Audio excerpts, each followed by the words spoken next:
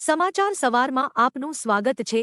તાજના તાજા અને મહત્વપૂર્ણ સમાચારો પર એક નજર કરીએ તે પહેલા ચેનલને સબસ્ક્રાઇબ કરી લો।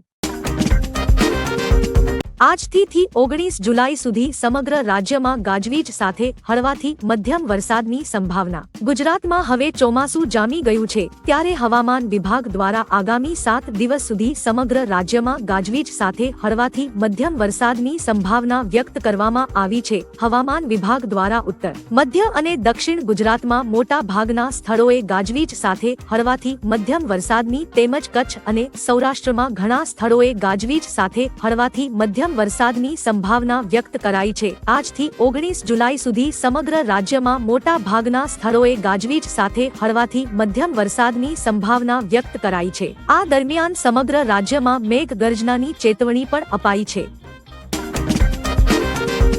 શિક્ષકોની ભરતીને લઈને મોટા સમાચાર। રાજ્યમાં માધ્યમિક અને ઉચ્ચતર માધ્યમિક શાળામાં 7,500 શિક્ષણ સહાયકોની ભરતી થશે। ભરતીમાં વ્યાયામ, કોમ્પ્યુટરના વિષય, ચિત્ર અને સંગીતના વિષયો પણ સમાવેશ કરવામાં આવ્યો છે। શિક્ષણ સહાયકોની ભરતીને લઈ રાજ્ય શિક્ષણ મંત્રી કુબેર ડિંડોર દ્વારા જાહેરાત કરાઈ છે। જાહેરાતમાં લખ્યું છે કે ગુજરાત સરકાર દ્વારા રાજ્યની સરકારી અને બિન સરકારી અનુદાનિત માધ્યમિક અને ઉચ્ચતર માધ્યમિક શાળાઓમાં 7,500 જેટલા શિક્ષણ સહાયકોની ભરતી કરવા જાહેરાત કરેલ છે, જે અંતર્ગત શાળા મંડળની માંગણી અનુસાર સાક્ષરી વિષયોની સાથે વ્યાયામ, કોમ્પ્યુટર, ચિત્ર અને સંગીત જેવા વિષયોની ખાલી જગ્યાનો પણ સમાવેશ કરવામાં આવશે। નવસારીમાં મેઘરાજાની ધબડાટી, જલાલપોર તાલુકાના ખડસાડ ગામમાં વરસાદી પાણી ભરાયા। રાજ્યમાં ચોમાસાની શરૂઆત થઈ ગઈ છે અને દક્ષિણ ગુજરાતમાં મેઘમહેર જોવા મળી રહી છે। હાલમાં હવામાન વિભાગ દ્વારા દક્ષિણ ગુજરાતમાં ઓરેન્જ એલર્ટ જાહેર કરવામાં આવ્યું હતું। આ દરમિયાન નવસારીમાં મેઘરાજાની સવારી આવી પહોંચી હતી। નવસારી અને વલસાડમાં ધોધમાર વરસાદ વરસ્યો હતો। ગંડેવીમાં તો 4 કલાકમાં ધોધમાર 6.5 ઇંચ વરસાદ ખાબક્યો હતો, તો જલાલપોર તાલુકાના ખડસાડ ગામમાં વરસાદી પાણી ભરાયા છે। ગામના રસ્તાઓ પર જાણે નદીઓ વહેતી હોય અને ગામ બેટમાં ફેરવાયું એ પ્રકારના દ્રશ્યો સામે આવ્યા હતા। ખેડૂતો માટે સારા સમાચાર, કિસાન સન્માન નિધિની રકમ વધી શકે। કેન્દ્રીય બજેટમાં મોદી સરકાર ખેડૂતોને મોટી ભેટ આપી શકે છે। સૂત્રોના જણાવ્યા અનુસાર સરકાર કિસાન સન્માન નિધિ યોજનાની રકમ વધારી શકે છે। હાલમાં ખેડૂતોને 3 હપ્તામાં વાર્ષિક 6,000 રૂપિયા મળે છે, તેને વધારીને 8,000 કરવામાં આવે તેવી શક્યતા છે, જેના માટે બજેટમાં 80,000 કરોડ રૂપિયાની જોગવાઈ થઈ શકે છે। હાલમાં આ યોજના માટે 60,000 કરોડની જોગવાઈ છે। ગુજરાત હાઈકોર્ટનો નિર્ણય, અમદાવાદમાં મંજૂરી વિનાના હોર્ડિંગ્સ જેવા જોખમી સ્ટ્રક્ચર તાત્કાલિક દૂર કરો। અમદાવાદ શહેરમાં આડેધડ લાગેલા ગેરકાયદે હોર્ડિંગ્સ અને વિશાળ બેનરોને ચોમાસાની ઋતુ દરમિયાન ભારે પવન, વાવાઝોડા કે વરસાદ દરમિયાન આવા બેનર કે હોર્ડિંગ્સ તૂટી પડે તો લોકોના જાન માલને નુકસાન અને મોટી દુર્ઘટનાની દહેશત વ્યક્ત કરતી જાહેર હિતની રીટ અરજીમાં ચીફ જસ્ટિસ સુનીતા અગ્રવાલ અને જસ્ટિસ પ્રણવ ત્રિવેદીની ખંડપીઠે અમદાવાદ શહેરમાંથી આવા જોખમી, ગેરકાયદે અને પરવાનગી વગરના ફોલ્ટી સ્ટ્રક્ચર હોર્ડિંગ્સ, બેનરો અને બિલ બોર્ડ વગેરે તાત્કાલિક દૂર કરવા એએમસીને મહત્વનો નિર્દેશ કર્યો હતો। સોમનાથ ટ્રસ્ટનો મોટો નિર્ણય, શિવજીના ભક્તો માટે ખુશીના સમાચાર આવ્યા છે। આગામી શ્રાવણ માસમાં તમે માત્ર 25 રૂપિયામાં પ્રથમ જ્યોતિર્લિંગ એવા સોમનાથ દાદાની બિલ્વ પૂજા કરી શકશો। આ બિલ્વ પૂજાને ફેસબુક અને યુટ્યુબ પર લાઈવ જોઈ શકાશે। મબાદમાં તમારા એડ્રેસ પર રુદ્રાક્ષ અને ભસ્મનો પ્રસાદ પણ મોકલાશે। શ્રાવણમાં ટ્રસ્ટની વેબસાઇટ પરથી આ પૂજા બુક કરી શકાશે। ગયા વર્ષે પણ આવી સેવા શરૂ કરાઈ હતી। અંબાલાલની ભારે આગાહી, હવામાન નિષ્ણાંત અંબાલાલ પટેલે ફરી એકવાર વરસાદની આગાહી કરી છે। તેઓએ જણાવ્યું કે આગામી 17 થી 19 તારીખ સુધીમાં રાજ્યના મોટા ભાગના વિસ્તારોમાં ભારેથી અતિભારે વરસાદ થવાની શક્યતા છે। જો કે દેશના મધ્ય ભાગમાં વરસાદનું જે લો પ્રેશર બનવું જોઈએ તે બનતું નથી, જેના કારણે વરસાદી સિસ્ટમ નબળી પડતી દેખાઈ રહી છે। ઉલ્લેખનીય છે કે બિહારમાં ભારે વરસાદે ઠેર ઠેર તબાહી મચાવી છે। સ્માર્ટ મીટર નહીં લગાડવાની માંગ સાથે સરકારને પત્ર લખાયો. પાટણના ધારાસભ્ય ડોક્ટર કિરીટ પટેલે સ્માર્ટ મીટર મામલે ઉર્જા પ્રધાનને પત્ર લખ્યો છે. તેમણે લખ્યું કે રાજ્યમાં સ્માર્ટ મીટરનો ઉગ્ર વિરોધ થઈ રહ્યો છે, તો હાલમાં સ્માર્ટ મીટર લગાવવાની કામગીરી મોકૂફ રાખવામાં આવે. જો કે ઉર્જા સચિવની સૂચનાનો અનાદર કરી યુજીવીસીએલ સ્માર્ટ મીટર લગાવવાની કામગીરી કરવાની હોય. ધારાસભ્યએ પાટણ જિલ્લામાં તેનો વિરોધ કરવાની સાથે મીટર નહીં લગાવવા સરકારને પત્ર લખ્યો છે. નવસારી ઘમરોળ્યા બાદ વલસાડ પહોંચ્યા મેઘરાજા. વલસાડ તાલુકામાં 4 ઇંચથી વધુ વરસાદ. ગુજરાતમાં ગઈકાલે પણ મેઘરાજા દક્ષિણના જિલ્લાઓમાં ધમાકેદાર બેટિંગ કરી રહ્યા હતા. વહેલી સવારથી નવસારીને ઘમરોળ્યા બાદ મેઘરાજાની સવારી હવે વલસાડ પહોંચી ગઈ હતી. વલસાડ તાલુકામાં 4 ઇંચથી વધુ વરસાદ નોંધાયો હતો. આ સાથે જ નવસારીના ખેરગામમાં પણ 3 ઇંચ કરતા વધુ વરસાદ ખાબક્યો હતો. તો આગામી 3-4 દિવસ હજુ વરસાદની આગાહી કરવામાં આવી છે.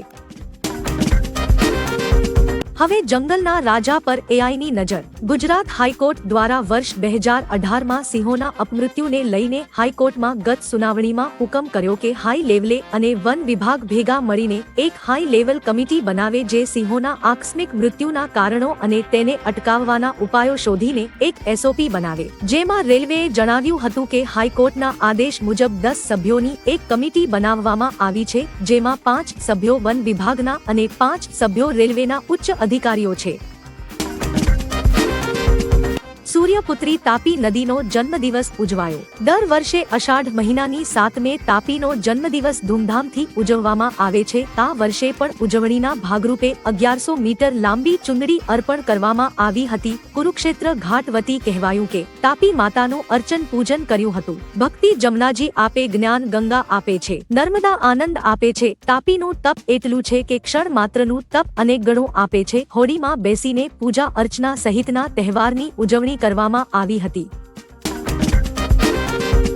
વધુ એક બોગસ હોસ્પિટલ ઝડપાઈ. અમદાવાદ જિલ્લામાંથી વધુ એક બોગસ હોસ્પિટલ સામે આવ્યાના સમાચાર મળ્યા છે. જણાવી દઈએ કે અનન્યા હોસ્પિટલમાં બોગસ ડોક્ટર બનેલા મેહુલ ચાવડાની આ હોસ્પિટલ સીલ કરવામાં આવી છે. આ હોસ્પિટલ જિલ્લા આરોગ્ય વિભાગ દ્વારા બંધ કરવામાં આવી છે. આ હોસ્પિટલમાંથી મેડિકલ વેસ્ટ પણ મળી આવ્યો છે. પ્રાપ્ત માહિતી મુજબ આ હોસ્પિટલ 2 મહિનાથી ચાલતી હોવાનું માલુમ પડ્યું છે. વસ્ત્રાલના 20,000 લોકો વાનરના બાનમાં. વસ્ત્રાલમાં છેલ્લા કેટલાક દિવસથી વાનના ત્રાસથી લોકો ત્રાહિમામ પોકારી ઉઠ્યા છે. વાનરે અત્યાર સુધીમાં 10 લોકોને બચકા ભર્યા છે. ત્યારે આ વિસ્તારમાં 20,000થી વધારે લોકો વસવાટ કરે છે. વાનના ત્રાસના કારણે લોકોમાં ભારે ભયનો માહોલ જોવા મળી રહ્યો છે. લોકો ઘરની બહાર નીકળવાનું ટાળી રહ્યા છે અને બાળકોને શાળામાં મોકલતા પણ ડરે છે. આ અંગે રજૂઆત પણ કરાઈ હતી, પરંતુ હજી સુધી વાનને પાંજરે પૂર્યો નથી.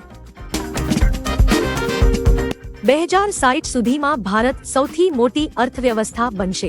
ભારતને વિશ્વની બીજી સૌથી મોટી અર્થવ્યવસ્થા બનવા માટે 2048 સુધી રાહ નહીં જોવી પડે. ભારત 2031માં જ આ સિદ્ધિ હાંસલ કરી શકશે. ઉપરાંત ભારતમાં 2060 સુધીમાં વિશ્વની સૌથી મોટી અર્થવ્યવસ્થા બનવાની ક્ષમતા છે. આરબીઆઈના ડેપ્યુટી ગવર્નર માઇકલ પાત્રાએ આ વાત કહી છે. તેમણે કહ્યું કે ભારત જો આગલા 10 વર્ષમાં 9.5% દરથી આર્થિક પ્રગતિ કરશે તો વિકસિત દેશ બનશે. ગાંધીનગરનું આખું ગામ બારોબાર વેચી માર્યું. ગુજરાતમાં વધુ એક મોટું કાંડ થયું છે. ગાંધીનગરના દહેગામ તાલુકાનું જૂના પહાડિયા નામનું આખું ગામ બારોબાર વેચી મારવાની વાત સામે આવી છે. જે સર્વે નંબરમાં ગામ વસેલું છે તેનો જ સોદો કરી નાખ્યો. વેચાણ દસ્તાવેજના આધારે કાચી નોંધ પડતા આ વાતની જાણ થઈ છે. ગ્રામજનોએ રેલી યોજી મામલતદારને અરજી આપી છે. સમગ્ર ઘટના સામે આવતા હવે અધિકારીઓ દોડતા થયા છે. બુલેટ ટ્રેનના 5 સ્ટેશનોમાં રેલ લેવલ સ્લેબનું કામ પૂર્ણ. અમદાવાદ અને મુંબઈ વચ્ચે હાઈ સ્પીડ રેલ કોરિડોર એટલે કે બુલેટ ટ્રેન પ્રોજેક્ટનું કાર્ય પૂર જોશમાં ચાલી રહ્યું છે. આ પ્રોજેક્ટ વડાપ્રધાન નરેન્દ્ર મોદીના ડ્રીમ પ્રોજેક્ટ છે અને આગામી 2026 સુધીમાં બિલમીરા અને સુરત વચ્ચે ટ્રાયલ રન કરવાની પણ યોજના છે. ત્યારે ગુજરાતના 8 સહિત કુલ 12 બુલેટ ટ્રેન સ્ટેશનનું નિર્માણ થવાનું છે. તેમાંથી ગુજરાતના 8 સ્ટેશનો પર રેલ લેવલ સ્લેબનું કામ પૂર્ણ થયું છે. યુપીના 800 ગામોમાં પૂર, 4 ધામ યાત્રા અટકી. ભારે વરસાદને કારણે નેપાળ યુપી બોર્ડર પાસેના 7 જિલ્લામાં પૂર જેવી સ્થિતિ છે. લગભગ 800 ગામોમાં 20 લાખથી વધુ લોકો પ્રભાવિત છે.